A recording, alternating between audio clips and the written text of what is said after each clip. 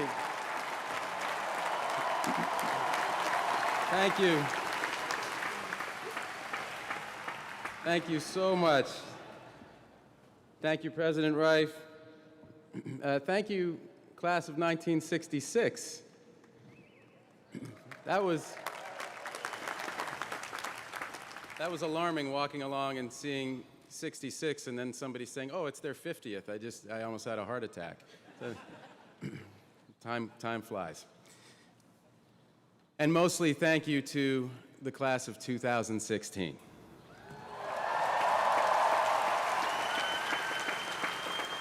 It is such an honor to be part of your day.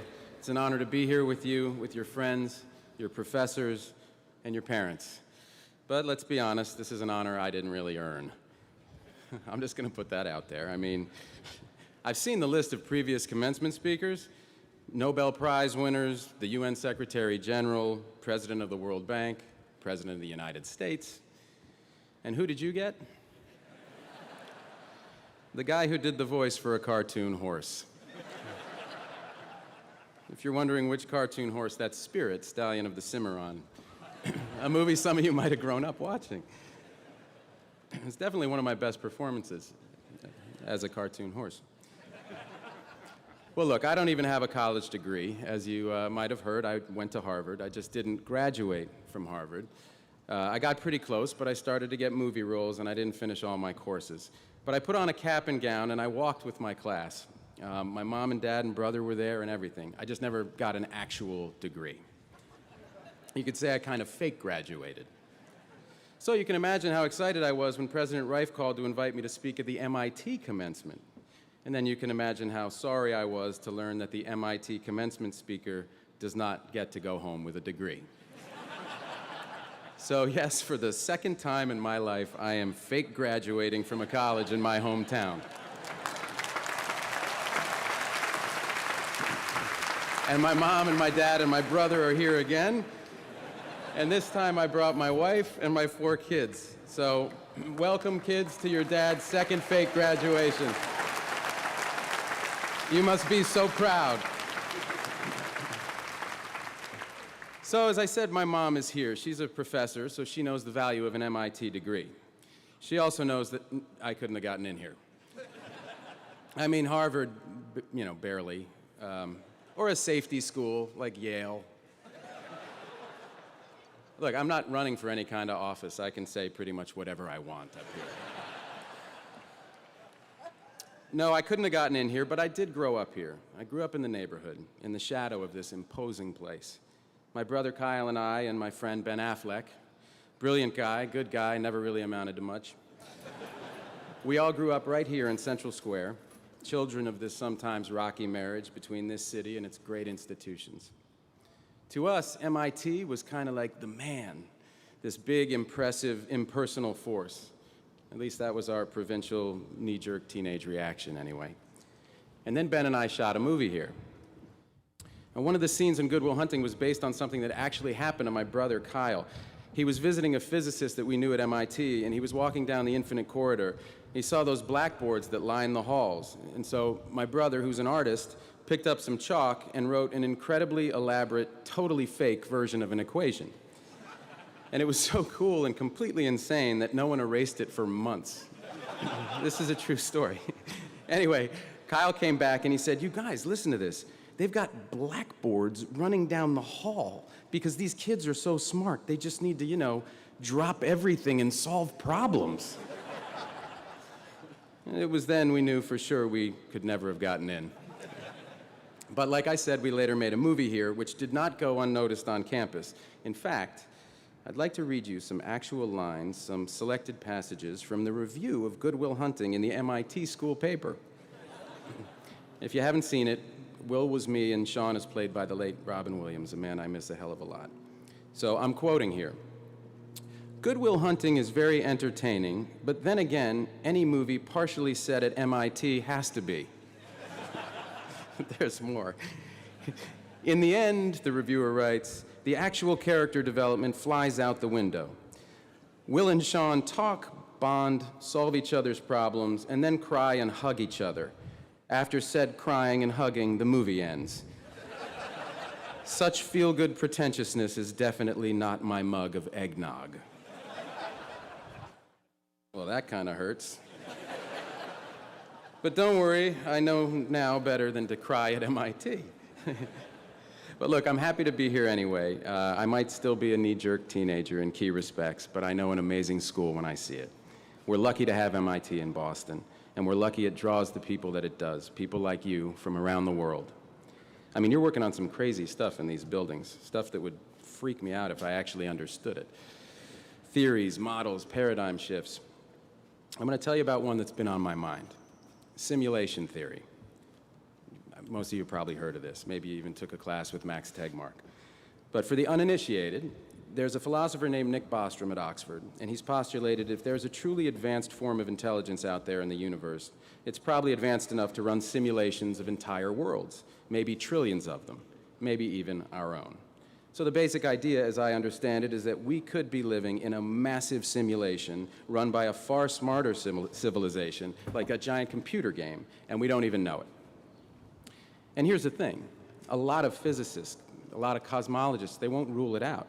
I just watched a discussion online a few weeks back. It was moderated by Neil deGrasse Tyson of the Hayden Planetarium, and by and large, the panel couldn't and wouldn't give a definitive answer. Tyson himself put the odds at 50-50. Now, I'm not sure how scientific that was, but it had numbers in it, so I was impressed. But it got me to thinking, what if this, all of this, is a simulation? I mean, it's a crazy idea, but what if it is?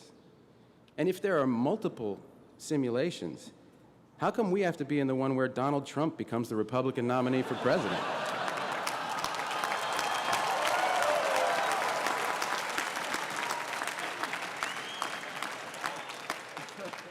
Can we, transfer to a different one? Well, Professor Tegmark has an excellent take on all of this. My advice, he said recently, is to go out and do really interesting things so the simulators don't shut you down. Now then again, what if it isn't a simulation? Either way, my answer is the same. Either way, what we do matters. What we do affects the outcome. So either way, MIT, you've got to go out and do really interesting things, important things, inventive things, because this world, real or imagined, this world has some problems that we need you to drop everything and solve. So go ahead, take your pick from the world's worst buffet. Economic inequality, that's a problem. How about the refugee crisis? Massive global insecurity, climate change, pandemics, institutional racism, a pull to nativism, fear-driven brains working overtime. Here in America and in places like Austria, where a far-right candidate nearly won the presidential election for the first time since World War II. Or the Brexit, for God's sakes, that insane idea that the best path for Britain is to cut loose from Europe and drift out to sea. I mean, what is Europe even going to look like in 25 years? And add to that an American political system that's failing. We've got congressmen on a 2-year election cycle who are incentivized to think short-term and simply do not engage with long-term problems. And add to that a media that thrives on scandal and people with their pants down, anything to get you to tune in so they can hawk you products that you don't need. And add to that a banking system that steals people's money. It's all right, I'm not running for office. By the way, while I'm on this, let me just say this to the bankers, specifically the ones who brought you the biggest heist in history. It was theft, and you knew it. It was fraud, and you knew it. And you know what else? We know that you knew it. So yeah, you sort of got away with it. You got that house in the Hamptons that other people paid for as their own mortgages went underwater. And you might have their money, but you don't have our respect. And just so you know, when we pass you on the street and look you in the eye, that's what we're thinking.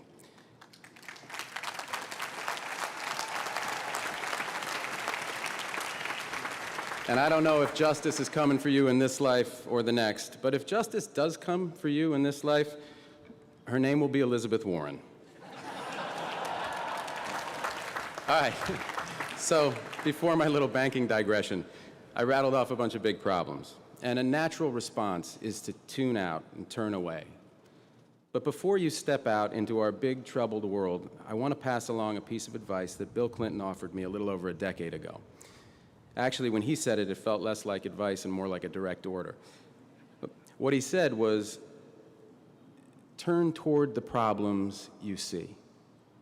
You have to engage and turn towards the problems that you see. Except it sounded like, turn towards the problems that you see. But when he said this to me, he literally turned his body for emphasis towards me. No, listen, it seemed kind of simple at the time, but the older I get, the more wisdom I see in this.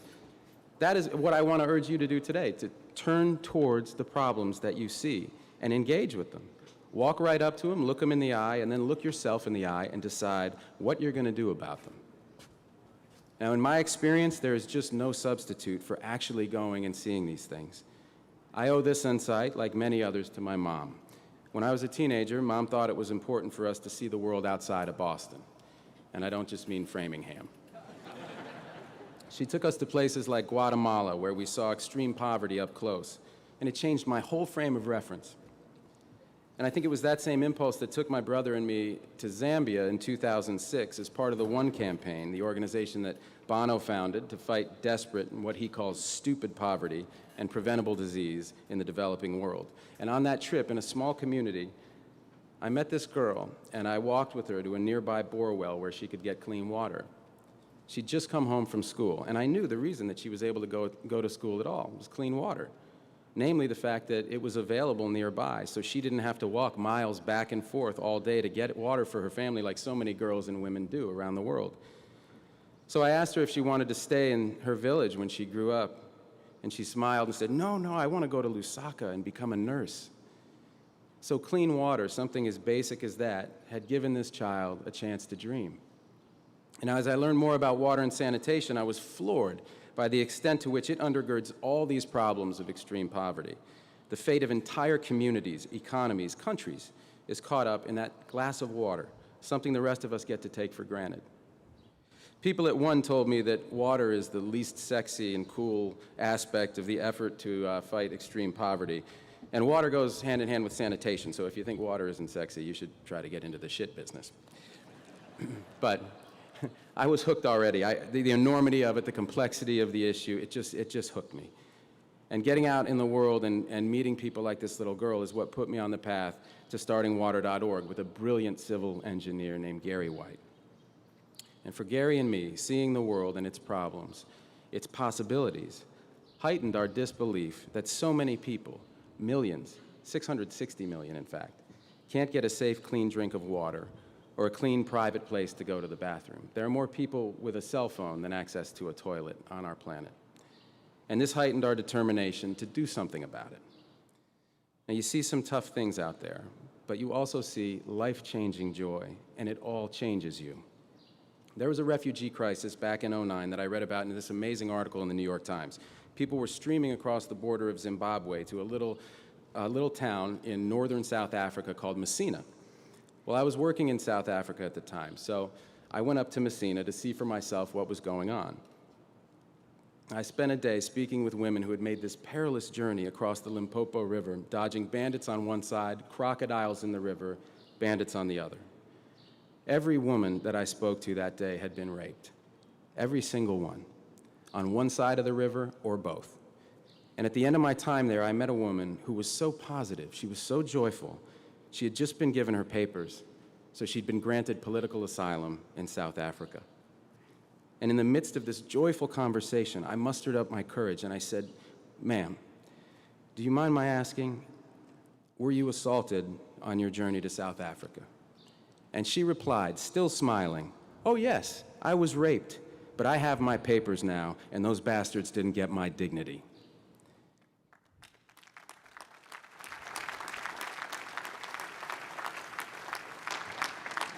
Human beings will take your breath away. They will teach you so much, but you have to engage. I only had that experience because I went there myself. It was difficult in many ways, but of course that's the point. There is a lot of trouble out there, MIT, but there's a lot of beauty too, and I hope you see both. But again, the point is not to become some kind of well-rounded, high-minded voyeur. The point is to eliminate your blind spots, the things that keep us from grasping the bigger picture. And look, even though I grew up in this neighborhood, in this incredible multicultural neighborhood that was a little rough at that time, I find myself here before you as a middle-aged American white male movie star. I don't have a clue where my blind spots begin and end. But looking at the world as it is and engaging with it is the first step towards identifying our blind spots. And that's when we can really start to understand ourselves better and begin to solve some problems. And with that as your goal, there's a few more things I hope you'll keep in mind. First, you're going to fail sometimes, and that's a good thing. For all the amazing successes I've been lucky to share in, few things have shaped me more than the auditions that Ben and I used to go on as young actors, where we'd get on a bus, we'd show up in New York, we'd wait our turn, we'd cry our hearts out for a scene, and then be told, okay, thanks, meaning game over. We used to call it being okay, thanks. And those experiences became our armor. All right, now you're thinking, great, thanks, Matt. Failure is good, thanks a ton. Tell me something I didn't hear at my high school graduation. To which I say, okay, I will. You know the real danger for MIT graduates? It's not getting okay, thanks. The real danger is all that smoke that's been blown up your graduation gowns about how freaking smart you are. Well, you are that smart, but don't believe the hype that's thrown at you. You don't have all the answers, and you shouldn't, and that's fine. You're going to have your share of bad ideas. For me, one was playing a character named Edgar Pudwacker. I wish I could tell you I'm making that up. But as the great philosopher Benjamin Affleck once said, judge me by how good my good ideas are, not how bad my bad ideas are. You've got to suit up in your armor. You've got to get ready to sound like a total fool. Not having an answer isn't embarrassing. It's an opportunity. Don't be afraid to ask questions. I know so much less the second time I'm fake graduating than the first time. The second thing I want to leave you with is you got to keep listening. The world wants to hear your ideas, good and bad, but today is not the day you switch from receive to transmit. Once you do that, your education is over, and your education should never be over. Even outside of your work, there are always ways to keep challenging yourself. Listen to online lectures. I just retook a philosophy course that I took at Harvard when I was 19. You go to MIT OpenCourseWare, go to waitbutwhy.com, go to TED.com. I'm told there's even a Trump University. I have no earthly idea what they teach there. But whatever you do, just keep listening, even to people you don't agree with at all. I love what President Obama said at Howard University's commencement last month. He said, democracy requires compromise even when you are 100% right. I heard that and thought, here is a man who has been happily married for a long time. Not that the First Lady has ever been wrong about anything. Just like my wife, never wrong. Not even when she decided last month that in a family with 4 kids, what was missing in our lives was a 3rd rescue dog. That was an outstanding decision, honey, and I love you.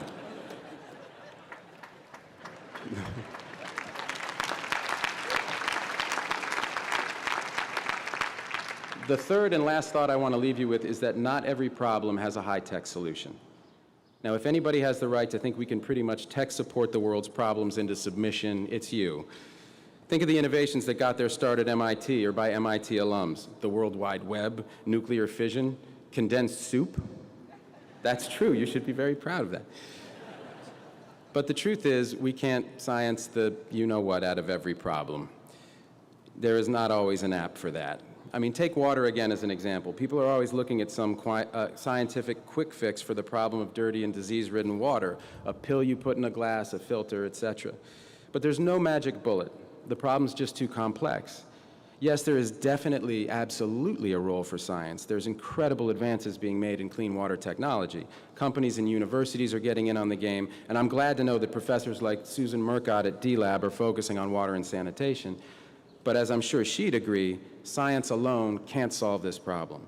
We need to be just as innovative in public policy, just as innovative in our financial models. And that's the idea behind an approach we have at water.org called Water Credit. It's based on Gary's insight that poor people were already paying for their water, and they, no less than the rest of us, want to participate in their own solutions. So Water Credit helps connect the poor with microfinance organizations, which enables them to build water connections and toilets in their homes and communities. And this approach is really working, helping 4 million people so far, and it's only the start. Our loans are paying back at 99% and above, which is a hell of a better deal than those bankers I was talking about earlier gave anybody. And I agree, it is still not sexy, but it is without a doubt the coolest thing I have ever been a part of. So, thanks. So let me ask you this in closing. What are you going to be a part of? What is the problem that you will try to solve? Whatever your answer, it is not going to be easy. Sometimes your work will hit a dead end. Sometimes your work will be measured in half steps. Sometimes your work will make you wear a white sequined military uniform and make love to Michael Douglas. All right, maybe that's just my work. But for all of you here, your work starts today. And seriously, how lucky are you? I mean, what are the odds that you're the ones who are here today? In the Earth's 4.5 billion year run, with 100 billion people who have lived and died, and the 7 billion of us here now, here you are. Yes, here you are. Alive at a time of potential extinction-level events, a time when fewer and fewer people can cause more and more damage, a time when science and technology may not hold all the answers, but are indispensable to any solution. What are the odds that you get to be you right now, the MIT class of 2016, with so much on the line? There are potentially trillions of human beings who will someday exist or not, whose fate in large part depends on the choices you make, on your ideas, on your grit and persistence and willingness to engage. If this were a movie I was trying to pitch, I'd be laughed out of every office in Hollywood. Joseph Campbell himself would tell me to throttle down and lower the stakes, but I can't, because this is a fact. This is not fiction. This improbable thing is actually happening. There is more at stake today than in any story ever told. And how lucky you are that you're here and you're you. And how lucky we are that you're here and you're you. So I hope you'll turn toward the problem of your choosing.